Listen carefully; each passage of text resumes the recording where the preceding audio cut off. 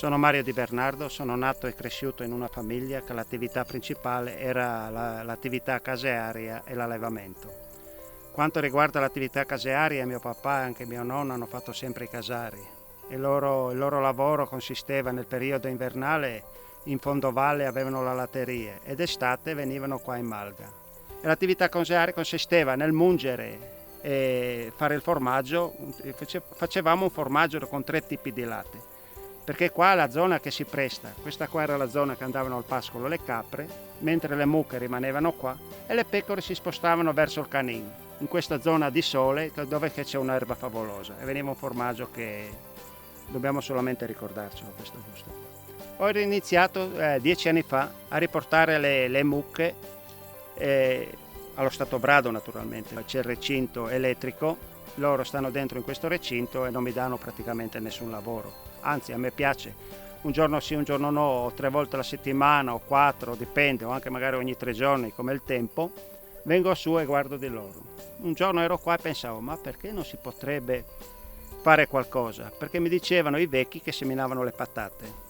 Io dico, provo a seminare le patate. Poi delle patate mi ricordo mio papà che metteva anche un po' d'aglio. Ho riprovato a mettere l'aglio e mi sono accorto che l'aglio qua è un aglio favoloso, dovuto all'altitudine, all'escursione termica oppure anche alla neve. L'aglio che io ho notato che c'è qua è un aglio sano. Io lo porto su, lo semino un mese prima del fondovalle, perché in fondovalle lo semina verso i primi 10 di novembre, dipende poi dalla stagione, dalla luna come che cade nell'ultimo quarto, mentre qua lo semino un mese prima e anche lo raccolgo un mese dopo e faccio lo scambio. Quello dall'alto lo porto giù in fondovalle e ho notato una cosa, perché osservo molto e annoto, e i 2 tipi d'aglio, portandoli giù qua messi assieme vicino i solchi, le bine, uno vicino all'altro, quello che io porto giù dalla montagna, lui germoglia 10-15 giorni dopo rispetto all'altro, perché già acquisisce una certa memoria genetica, diciamo. E così ho iniziato a rafforzare l'aglio e mi sono accorto che giova molto. Si riesce un po' a ripristinare il seme che mi ricordo quando ero bambino, che venivano tutti gli stavoli, le donnette scendevano da Clen, da Yama, andavano a Ritis, portavano giù a Oseaco il loro aglio coltivato in alto. Qua non butto niente in quest'aglio qua, non butto niente, lo semino, ciò che la natura mi dà io raccolgo. Si fa un'autoselezione.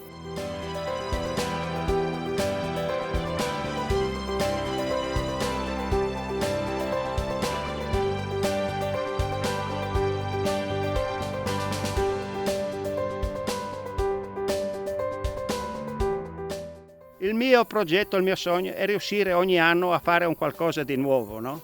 Fare dei terrazzamenti, questo è già il 3° terrazzamento, ma la mia intenzione è quello di riportarlo molto più in alto, in modo che tutti quanti abbiano a disposizione il seme naturale che era una volta.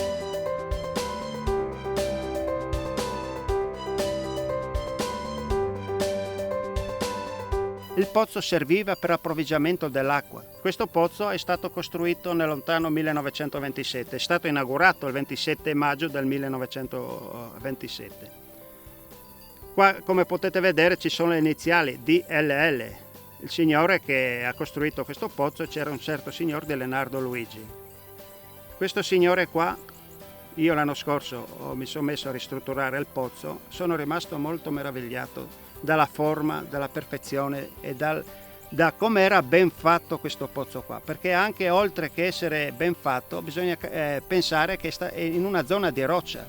Io pensavo, ma qua c'è la roccia, ma questo uomo quanto ha picconato, quanto ha con le punte la mazzetta per poter fare questa forma a forma di botte, ed è un pozzo favoloso.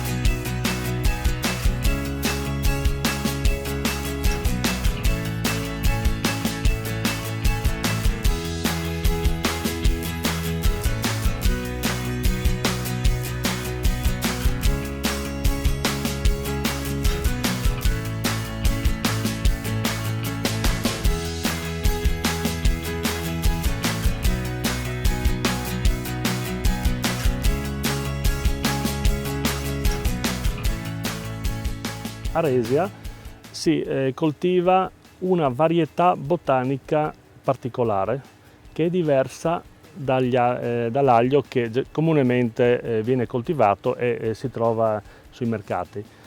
La cosiddetta varietà botanica Ophiooscorodon. Alcune delle caratteristiche proprie di questo prodotto, che sono l'elevata digeribilità e poi le caratteristiche, la forma, il colore, le dimensioni, sono tipiche di questo tipo di aglio. Innanzitutto la preparazione del terreno di coltivazione è un aspetto molto importante.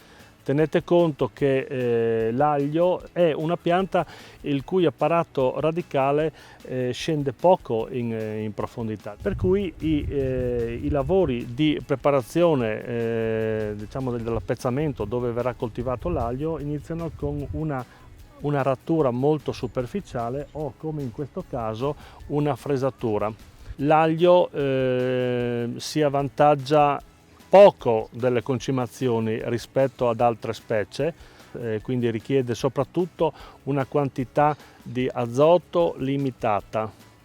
Tanto azoto, poca conservabilità, perché tanto azoto nel terreno, tanto azoto viene assorbito, tanta acqua nei tessuti, minore conservabilità del prodotto.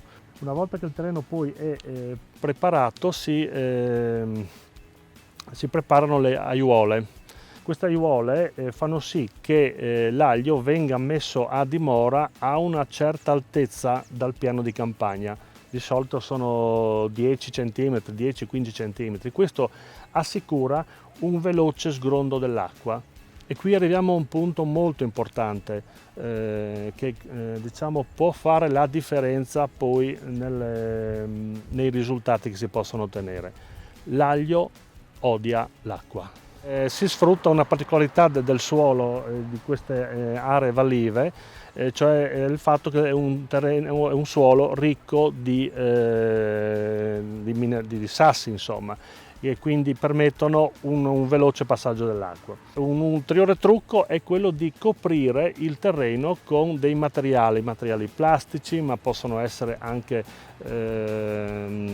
materiali organici, per fare la cosiddetta pacciamatura.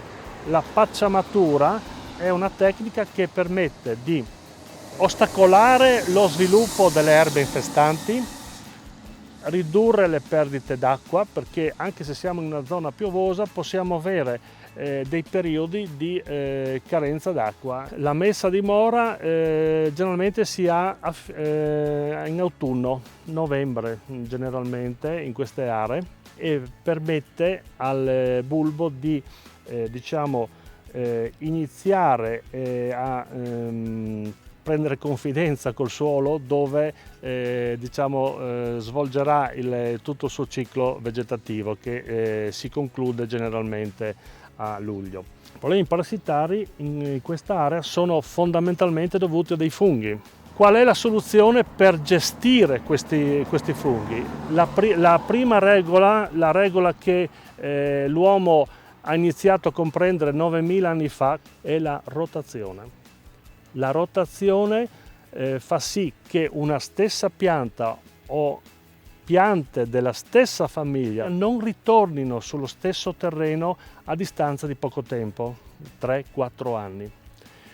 Questo è il tempo necessario affinché si crei di nuovo un equilibrio tra i funghi pericolosi e i loro antagonisti, i loro nemici, che tengono un equilibrio costante.